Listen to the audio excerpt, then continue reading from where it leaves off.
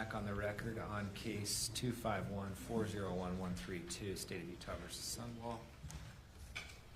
Stay ready with your next witness. We are. Judge State would call Michael Van Arsdale. Thank you. Michael Van Arsdale, I can see you're here on WebEx. I need you to get your camera working. Let us know that you can hear us. Yes, Your Honor, I can hear you. There we go. Thanks for being here. Our clerk is now going to swear you in. Mr. Arsdale, please raise your right hand. You do solemnly swear the testimony you shall give in the case now before the court will be the truth, the whole truth, and nothing but the truth, so help you God. I do. Thank you. Thank you. Counsel. Thank you, Judge. Good morning. I'm the one waving at you, so you know who's talking to you. Good morning. Would you tell us your name, please, and spell your last name for the record? My name is Michael Van Arsdale. Last name is spelled Vanarsdale. What is your occupation, sir? I'm a physical scientist, forensic examiner. Who do you work for? I work for the Federal Bureau of Investigation, specifically assigned to the Firearms Tool Marks Unit at the FBI lab in Quantico, Virginia. Is that where you are appearing to us from today? I'm in Virginia today, but I'm not currently at the lab now. All right. In Virginia, though, not Utah. Yes, I am. Okay. Yes, that's correct. How long have you been a forensic examiner with the FBI? I entered the forensic examiner program in 2015. I've been employed with the FBI for 28 years now. What were you doing before entering the forensic program? I've had a number of different jobs within the FBI laboratory, beginning with an internship that I started during my the summer between my junior and senior year of college. I then entered the FBI as a physical science technician in the Firearms Tool Marks Unit. From there, I moved to become a request coordinator in our Evidence Control Unit. This was a position in which I was managing cases, moving evidence throughout the lab to different examiners. I was promoted to a supervisor in that position, and subsequently transitioned to the Evidence Program Manager position in the FBI laboratory for a short period of time before I transitioned back to the Firearms Unit to become an examiner. All right, and you have been an examiner, you said, since 2015? That is correct. All right. What educational background do you have that led you to that position? I have a Bachelor of Science from the University of Michigan. In what? My degree is actually in Natural Resources and Environment. And so the bulk of your, I guess, training and experience would have been on the job, it sounds like? That's correct. There's an extensive training to become qualified as an examiner with the FBI laboratory. What is that training? How long is that?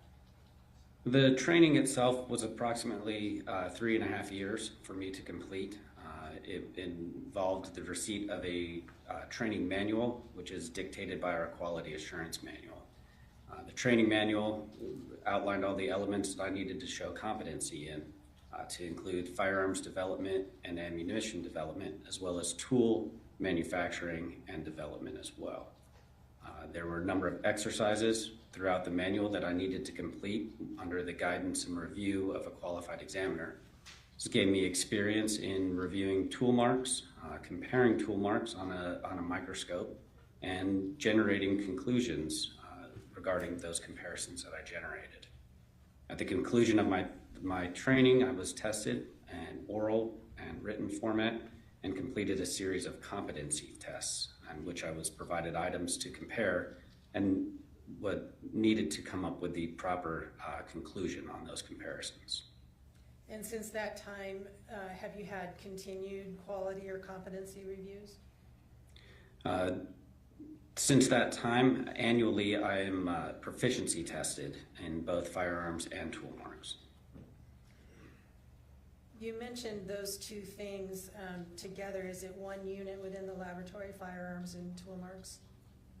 Yes, it is.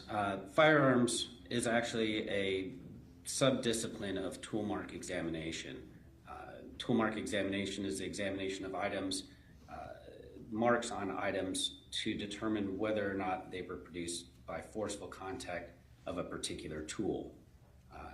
Firearms identification, as I said, is a subset of that, in which that firearm is a tool or a combination of tools that is going to mark ammunition components. And so there's similar paths in regards to pattern identification.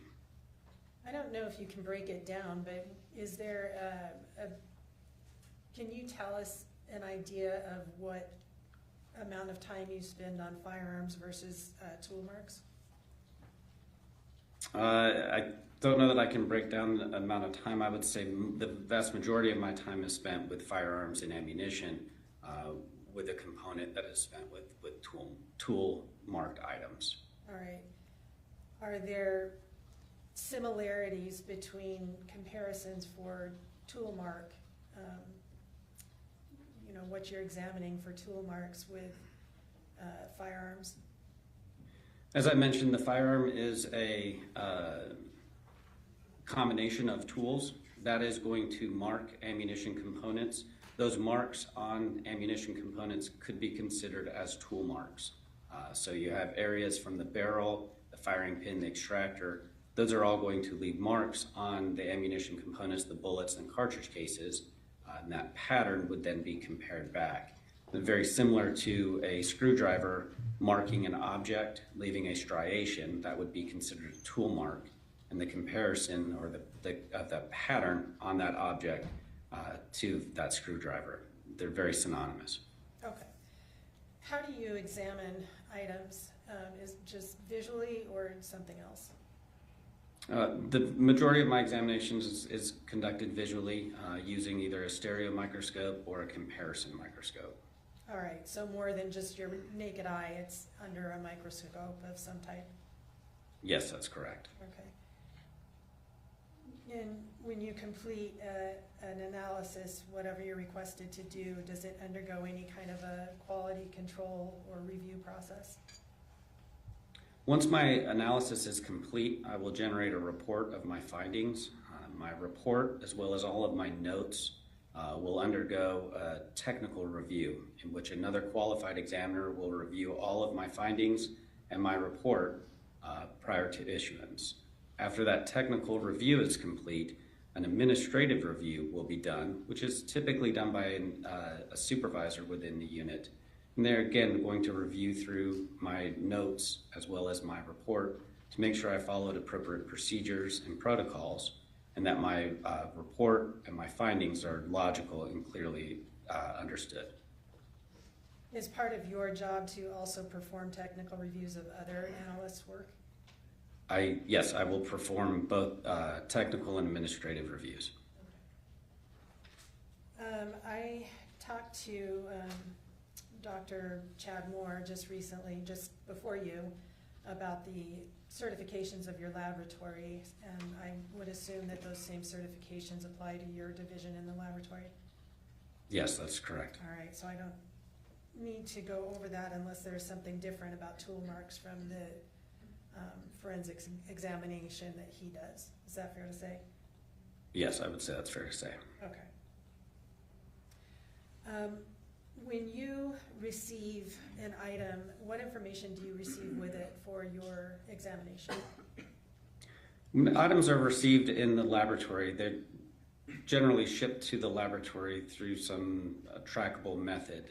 They're received by our evidence management unit, and they'll be assigned a laboratory number. Within that laboratory number, that will be the tracking for that case through the building.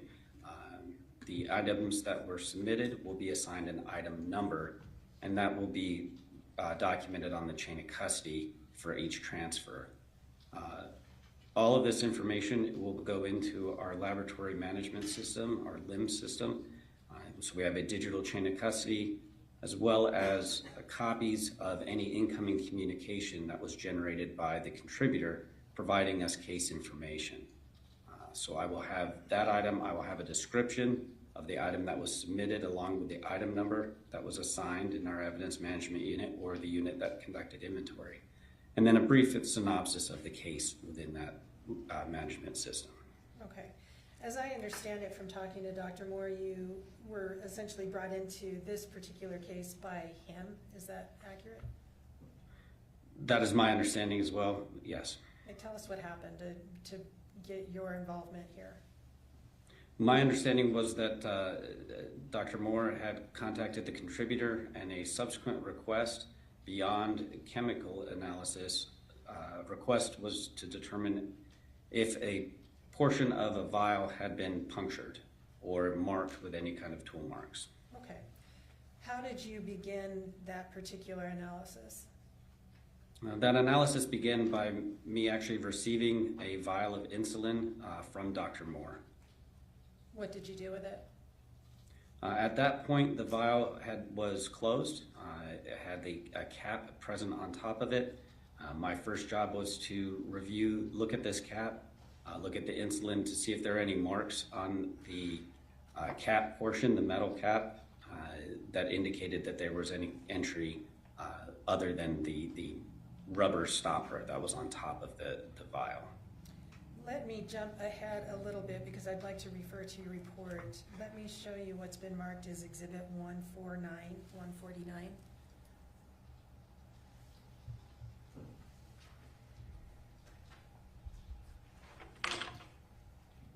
Can you see that? Mr. Vanessa? Yes, I can. All right. And do you recognize that document?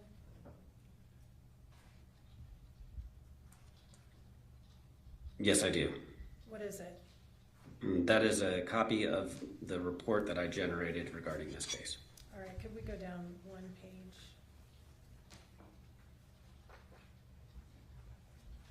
Not yet. Read the signature.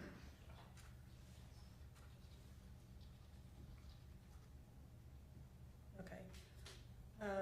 And this is page 4, I guess. Do you recognize the name on that document? Yes, that is my name. And does this accurately, I can't say that word, reflect what you prepared in response to your analysis in this case? Yes, it does. The state would admit Exhibit 149. No objection. Thank you. Court will receive the state's Exhibit 149. Wish to publish? I do. And I'm assuming that's similarly just the conclusory report. This file also appears with the medication. This one contains the photographs that he took, so I wanted to Okay. include those. This is 13 pages then? Yes. You know. Yes, 13 pages. Thank you.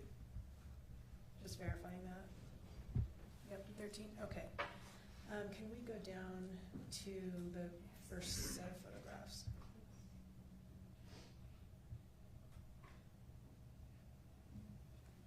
Okay, does that look familiar to you, Mr. Van Arsdale? Yes, this is a copy of my notes generated during the analysis of for this case. Okay, what do these photographs reflect for you?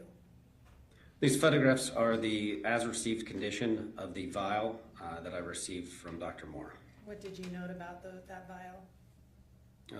At the time, I was looking at the metal silver cap on top of that vial, looking for any kind of markings that might be present. Did you find any? I did not note any markings, abnormal markings or markings that didn't appear to be from the manufacturing. What did that indicate to you? And to me at that time, it indicated that there was no apparent entry through the cap of this vial. This cap, let me first clarify, these two photographs are the same vial, correct, front and back?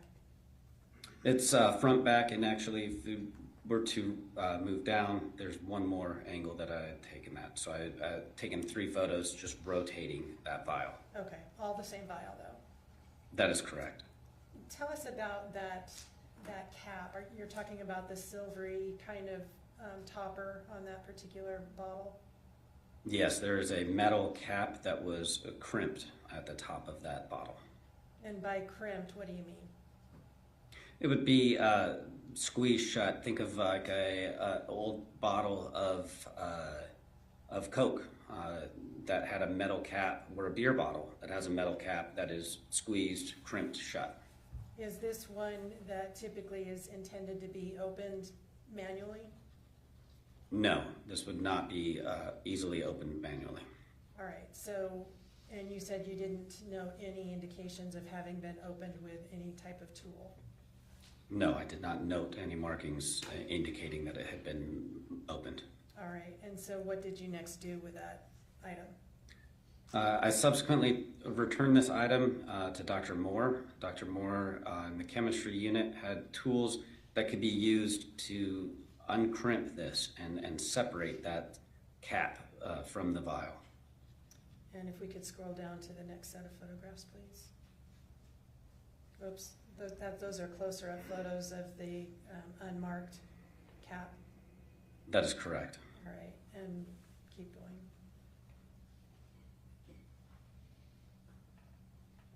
Okay, stop, wait, go back. What does this photograph reflect to you? This is the top of the vial with the cap present on it.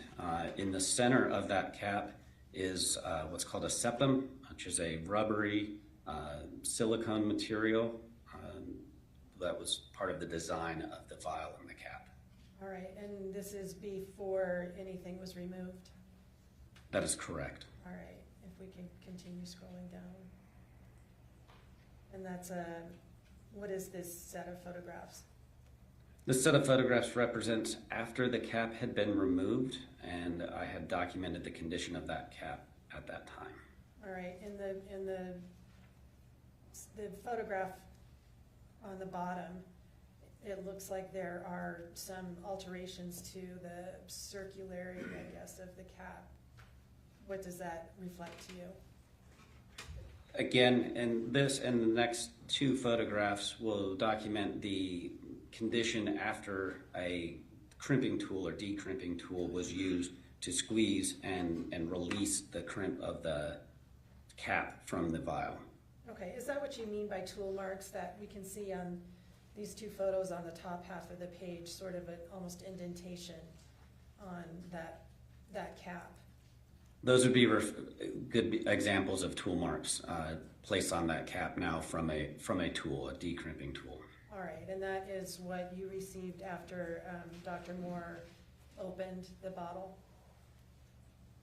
After I had done my initial examination of the bottle, I returned it to Dr. Moore. He used the tool to remove the cap and then returned the cap to me for further analysis. All right, and so underneath the top two photos is a two-piece or a photograph with two parts in it. What are those two parts?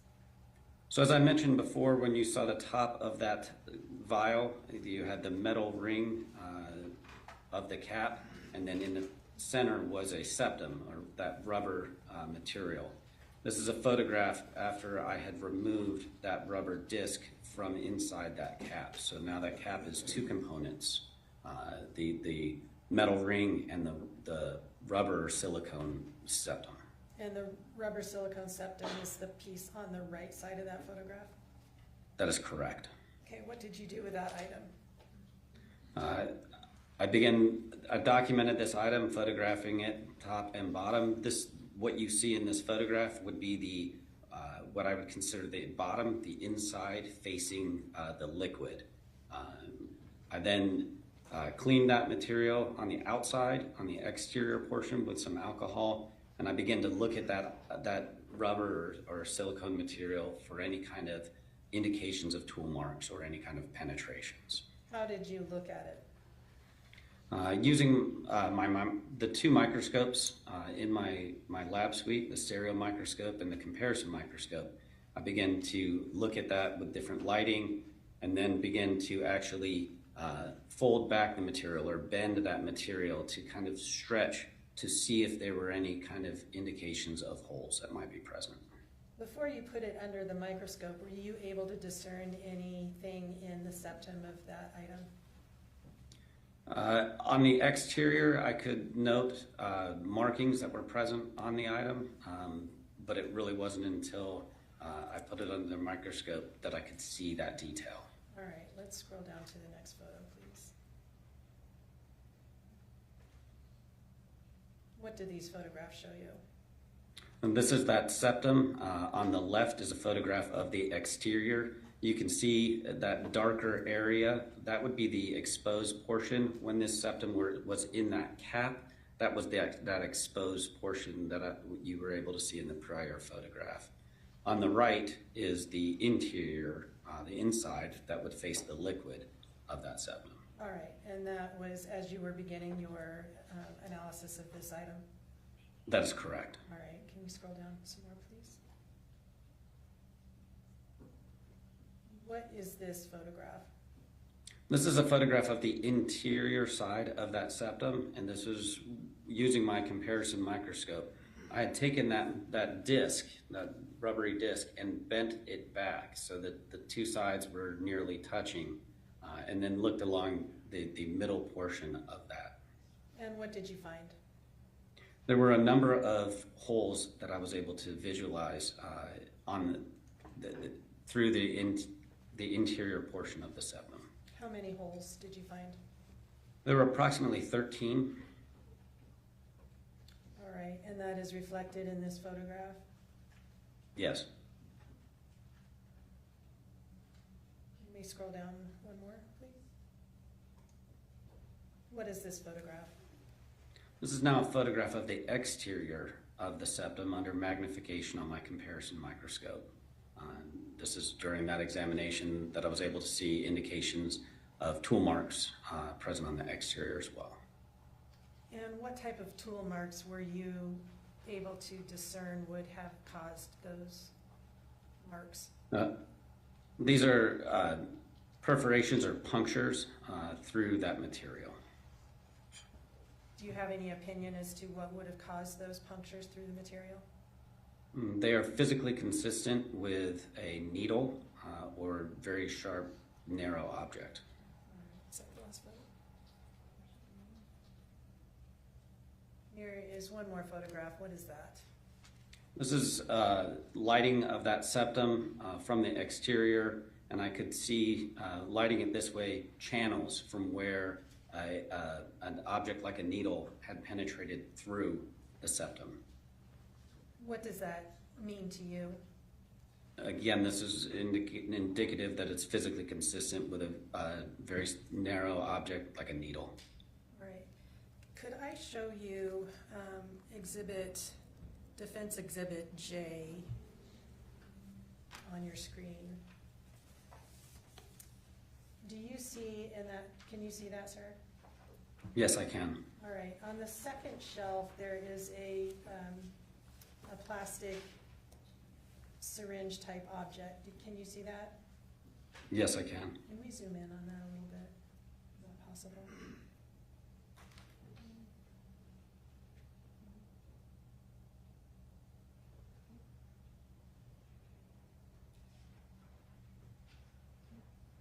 Do you have an opinion as to whether that item is consistent with the punctures that you saw in the septum of what you examined?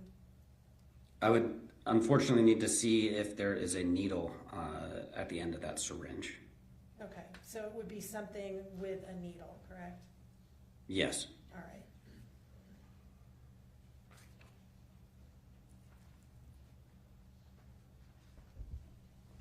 You said there were 13 puncture marks that you observed. Does that mean that it had been accessed, I guess? The bottle had been accessed 13 times? At least 13 times. There may be more. If those marks, if a needle had penetrated through one or more of those holes multiple times, then I wouldn't be able to tell you the total number. Okay, so if it went through, it didn't make a new hole. Is that? Possibly, or crossed over from an exterior to one of the interior holes. The numbers could be different, but at least 13 entries. And were all of these punctures all the way through, or were some of them like just indentations? They appeared to penetrate all the way through. All 13? Again, it's hard for me to say. I did have 13 holes on the interior, so there were at least 13 entrances into that vial. Into the interior of the vial? That's correct. Okay. Thank you, sir. I think that's all the questions I have for you. Mr. Williams will likely have some as well. You know, I don't. No questions. Can this witness be released? You can. Thank you so much. No objection. Thank you for being here, sir. You're free to go. Have a great rest of your day. Thank you very much. I admit that exhibit. You did 149? Yes, thank you. Yes, you did.